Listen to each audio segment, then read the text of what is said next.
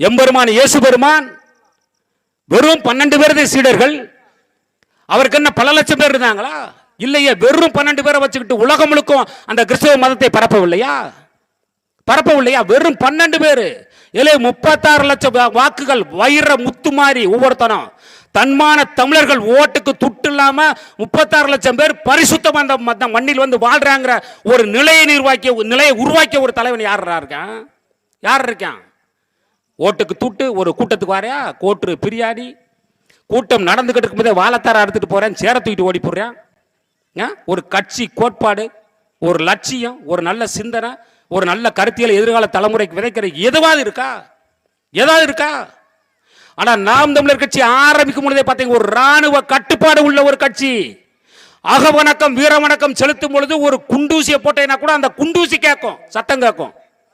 ஒரு ராணுவ டிசிப்ளின் இருக்கக்கூடிய ஒரு கட்சிடா நாம் தமிழர் கட்சி.